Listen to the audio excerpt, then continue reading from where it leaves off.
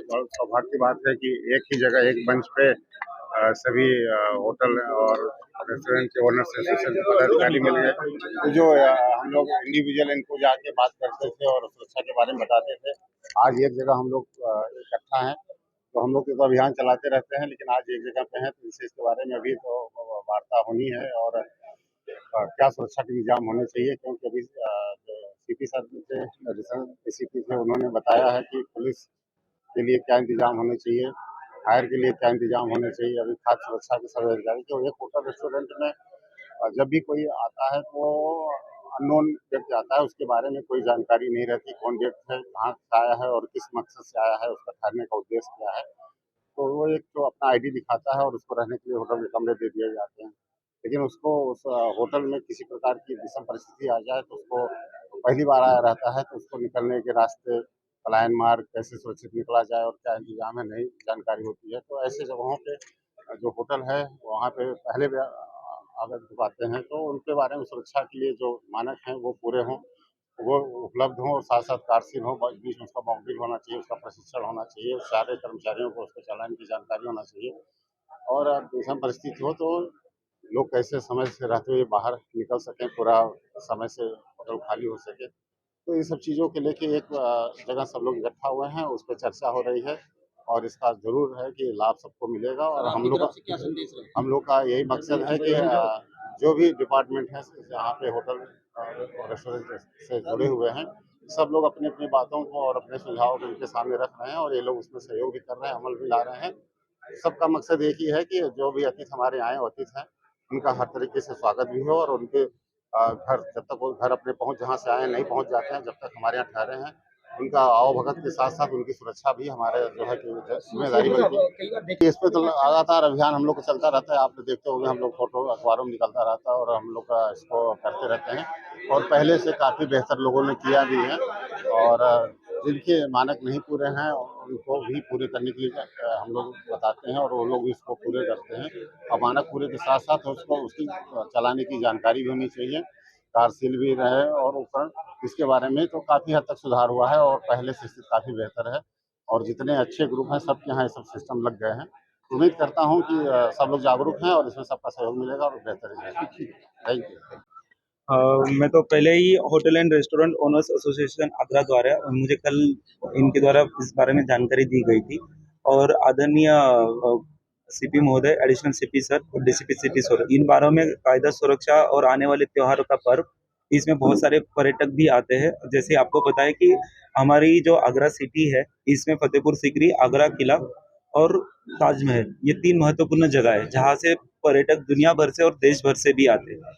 तो इन सारे की चीज़ों में और आज मुझे ये मौका मिला इनके साथ आके अपनी बात रखने का और जो वरिष्ठ पुलिस अधिकारी है उनका मैसेज इनके पास कन्वे करने का। तो बेसिकली आपने जो सवाल पूछा, तो 3 चीज़ों के बारे में सबसे ज़्यादा मिशन शक्ति जो है, माननीय मुख्यमंत्री महोदय जी के अंदर मिशन शक्ति का जो फेज़ 5 अभी शुरू है, जिसमें महिला सुरक्षा और महिला के प्रति होने वाले अपराध के प्रति पुलिस कार्यबद्ध है और कार्रवाई करने वाली है, कर रही है।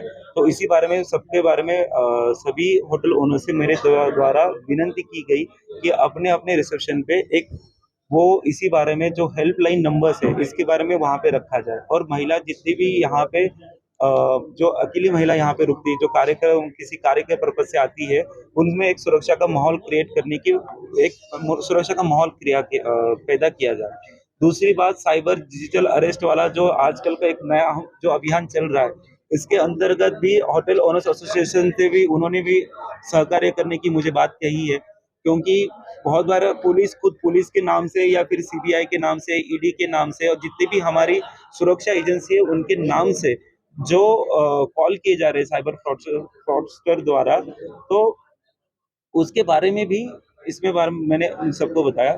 तीसरी बात कि किसी भी अनवांछित, यानी कि जो ऐसी व्यक्ति है जिसके पास खुद की पहचान पत्र नहीं है, उसको होटल में ना ठहराया जाए, अगर वो, और ना किसी नाबालिग लड़का या फिर लड़की को वहाँ पे रुकाया जाए।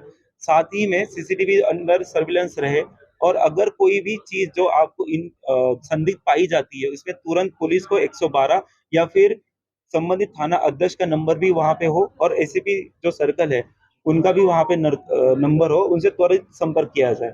और यहाँ पे आके सभी से मैं आश्वसित हुआ हूँ कि ऐसी सुरक्षा की जो एक समाज निर्माण करने में सारे पुलिस और पुलिस के साथ साथ समाज कटिबद्ध है, उसमें हम सही दिशा में कदम उठाएंगे। सर, आपने ये होटल एडमिनिस्ट्रेशन से इसी बारे में कपल्स आने वाले कपल्स को लेकर भी सावधानी बरतने के लिए कहा। हाँ, मैंने ये बात कहना चाहिए, क्योंकि हमें एक सुरक्षित समाज की निर्मित करनी है। जैसे जो वरिष्ठ अधिकारी थे, आदरणीय सीपी सर ने हमें कहा था, तो उसके लिए जो होटल में यानी कि जो कपल्स रुकते हैं, ठीक है, बालिग कपल यानी नाबालिग कोई भी कपल वहां पे रुक ना पाए, क्योंकि वो फिर उस संगीन धाराओं में उसमें मुकदमा पंजीकृत हो यानी कि होगा। अगर कोई अपराध घटित होगा तो उसमें पुलिस कार्रवाई करेगी। तो इसी बारे में बताया। ठीक है। मेंबर्स की अपनी प्रॉब्लम्स थी, जिन्होंने हमको सारा कुछ अपनी प्रॉब्लम्स को रखकर हमको बताया कि किन किन अधिकारियों से हमारी समस्याओं का निदान हो सकता है, आप उनको बुलाइए।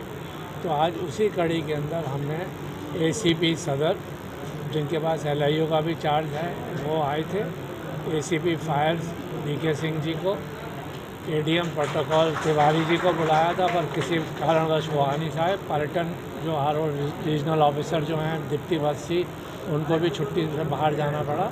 सहायक आयुक्त फूड के जो हैं वो आए हुए हैं। तो इन संबंध में हमारी समस्याएं थी कि अभी मुख्यमंत्री जी ने कुछ दिशा निर्देश दिए थे कि FSSAI जो है जितने वहाँ पर लेबर हैं उनका सत्यापन कराएं। हमने अपनी समस्या रखी कि हम सत्यापन किस प्रकार से करा सकते हैं कि 2 दिन 4 दिन 6 दिन एक वेटर ठहरता है, उसके बाद दूसरा पड़ोसी उसको कोई ज़्यादा पैसे देता है तो वो छोड़ के वहाँ चला जाता है। तो हम इसको किस तरह का सॉर्ट आउट कर सकते हैं। दूसरा हमारी थी कि छोटे छोटे से होटल्स हैं जिनके पास 100 गज 150 गज में बने हुए हैं, 10 12 15 कमरे हैं, उनको फायर की NOC लेने में दिक्कत आ रही है। तो हमने कहा कि कोई सरलीकरण वेद हो जिससे कि हम फायर की NOC ले लें और अपने अगले लाइसेंसेस जो हैं उनको हम पूरा करवा सकें। तो उस पर भी हमको अब DK सिंह साहब जो ACP फायर है, उन्होंने आश्वासन दिया है कि वो बात करके इस पर जल्दी निराकरण करेंगे। तीसरा हमने जो समस्या रखी है सराय एक्ट की, जो बहुत बड़ी समस्या है, इसके अंदर सारी NOCs हमको लेनी पड़ती है। तो हमने रिक्वेस्ट करी है कि साहब ये एक खिड़की के ऊपर ही सारी NOCs हमको मिल जाएं, जिससे कि हम सराय एक्ट का जो लाइसेंस है जल्दी से जल्दी करा सकें। और जो उत्तर प्रदेश सरकार की मंशा है कि हर होटल वाले के पास सारे लाइसेंस होने चाहिए, तो जिससे हम उन सब लाइसेंसों को पूर्ण करा सकें।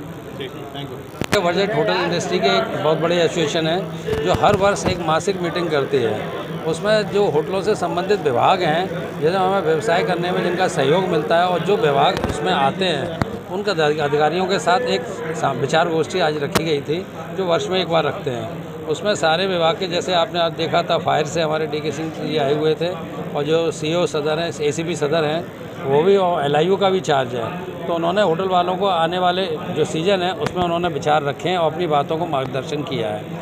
इसी कड़ी में रेस्टोरेंट्स के साथ में हमारे सहायक खाद्य आयुक्त जी शशांक त्रिपाठी जी भी हैं और शैलेंद्र सिंह जी भी हैं। उन्होंने बताया जो मुख्यमंत्री जी के आदेश हैं और उनके जो उन्होंने गाइडलाइंस दी हैं, उनकी कैसे हमें अनुपालन करना है। तो इसी कड़ी में हमने जो भी विभाग के थे, आज पर्यटन विभाग से भी थे, लेकिन कुछ मीटिंग्स के कारण 2 लोग नहीं आ पाए, तो समय समय पर संस्था जो है अपने होटलियरों को एक मार्गदर्शन के माध्यम से उनको कैसे व्यापार करना है और विभागों से कैसे सहयोग मिलता रहे, इस पर वर्कशॉप करती रहती है। उसी कड़ी में ये कार्यक्रम होता है। ठीक है, थैंक यू।